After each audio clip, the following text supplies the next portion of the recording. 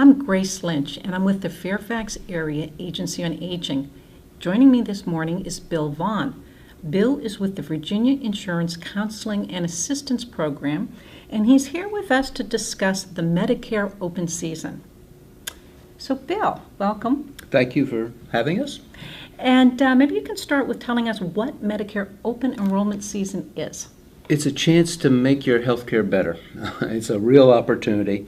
This is a time when if you're in Medicare and you're in a drug plan, a Part D drug plan, you can switch, and there's 25 choices in our county, and so maybe there's a better one for you and you can switch to it.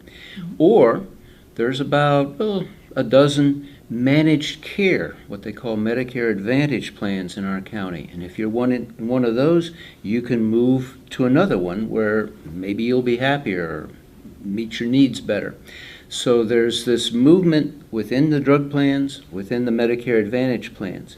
And maybe you can move from Medicare Advantage managed care to traditional fee-for-service Medicare, or vice versa, from original Medicare over to these managed care plans. But I said maybe we should talk about that later on too. Okay, we will talk about that later. Right now, tell us when the open enrollment season is. Basically, for Medicare, October 15th to December 7th, Pearl Harbor Day. Gets a little confusing. Just think of the fall as musical chairs time, where you can change plans, because federal workers, so many of them in the D.C. area, OPM lets you switch plans from November 14th to December 12th. And then in the Affordable Care Act, Obamacare, you can start joining or switching beginning November 1st through December 15th for health care to start January 1st. You can actually join Obamacare plans clear through January, but you'd want to do it by December 15th. Anyway, confusing. Just think of it this way. Okay, it's Thanksgiving, and I'm going to make a resolution that before I sit down for Thanksgiving dinner, I'm going to look at these health plans and make a choice that's going to make my life better in 2017, and then I'll give thanks that it's over and done with. Okay. Well, that sounds like a good plan. Earlier you used the word maybe when you were talking about changing from Medicare Advantage to a Medigap program and vice versa. Could you tell us more about that? Sure. And this is a critical point that so many Medicare beneficiaries don't understand or get confused on. And it's worth taking a moment on. In traditional Medicare, where you can go to any hospital and almost all the doctors in the country, there are copays and there are deductibles. Medicare will pay 80% of your doctor, but you owe 20%. Well, 20% of a brain surgeon's fee is probably a couple thou. And hospital deductible, $1,288 for that first day, which is set as the average cost of a hospital stay in America. Pretty breathtaking. Mm-hmm. And you can have a couple of those in a year. So there are some expenses. And a lot of seniors, if they don't have a retiree health plan, if their boss isn't helping them in the retirement years, like to buy something called a Medicare supplement or Medigap. I like the term Medigap. It fills in the financial gaps in Medicare. And under the law, there's 30 companies selling these policies in Virginia. They don't have to sell to you, or they can ask you questions about your medical background or whether you've had any problems. And they don't have to insure for that problem, or they can charge you thousands of dollars more. I've had a little bit of skin cancer. If I tried to buy a Medigap policy, they'd say, Bill, we're not going to cover skin problems, we're not going to maybe cover cancer at all, or we'll charge you a couple thou extra. Okay. But you have a one-time window in your life after you're 65 and within 6 months of joining Part B. So you could be 80, but you just joined Part B. In that 6-month window, all these 30 companies have to sell you all of their products at the same price as they'd sell to anybody else, no questions asked. Okay. Now, there's a couple other exceptions, but for most of us in our life, there's this 1 6-month window. Mm-hmm. So That's in the Medicare fee-for-service side. Okay, let's go to the Medicare Advantage managed care plans. Here, when you join them and you're using their network of doctors and all, legally you can't have a Medigap policy. You can't be sold one. You can't use one. Congress did this because most of the deductibles and copays are so low, it'd be a consumer ripoff to have a Medigap policy over here. Well, you see the problem. If you move from one to the other, you could lose or not be able to get an affordable Medigap policy. If you're in traditional Medicare, you have a Medigap policy, and you say, I'd like to try these things I'm seeing advertised stuff, and you move over there, you got to give up that Medigap policy. You stay in that plan for more than a little while, and try, oh, I don't like this. I don't like them telling me what to do. And you try to go back to fee-for-service, you may not be able to get that policy back, and then you've got that $1,288 hospital bill. So that's why I say maybe. Beware, once you have a Medigap policy, don't ever casually give it up. And that means in the open enrollment season, while you theoretically can move from fee-for-service to managed care and managed care to fee-for-service, you may not get that Medigap policy. Think it through. This is a very important lifetime decision. Yeah. Well, it does sound a little counterintuitive, actually, to think that you can lose so big that way and just not be aware of that. So I'm really glad you pointed that out. It's very serious. Yeah. So getting back to open season, why do you suggest people compare the plans? And this includes Part D as well as the Advantage plans. Why should they compare them if they like what they've got already? Well, the first one is save a ton of money. You could pay for that Thanksgiving dinner on the savings. There have been some studies that show 85% of us seniors could save an average of about $350 if they went with the Part D plan that made the most economic sense for them. And I've heard there's a study out, I haven't read it yet, in the last week that says that number is closer to $600 to $800. So save money. We all complain about high drug costs. Here's a chance to do something about it and save some money. But the main thing to remember is there's 40 plans you can choose from between managed care and Part D in our county. All but one of them is a for-profit. And don't get warm and cuddly with your company. They are for-profit companies. And if they are losing money in Fairfax County, in 2016, they will change their plan so they make money in 2017. They will drop a drug that you were maybe relying on. Or if your doctor orders too many tests, they'll drop him from their network. Or they'll change copay. They will change to stay profitable. And you need to see how they're changing and whether it hurts you and whether that be a good reason to change. You're supposed to get every year something called an ANOC, an Annual Notice of Change, ANOC. Nobody reads these things. It's tough reading, but it lists the changes. Try to read it. Try to see if those changes are going to affect you. But this would be another reason, is stay on top of how your plan is changing so that, sure, I joined a great plan in 2016, back to the Thanksgiving theme. It could be a turkey in 2017, so keep your eye on that. And the other one is for quality. Medicare has a neat system of stars. 1 star is terrible, 5 stars are tops. And a lot of us are in plans that are pretty low quality. And in fact, Medicare will tell you if your plan has had a few stars for a couple years.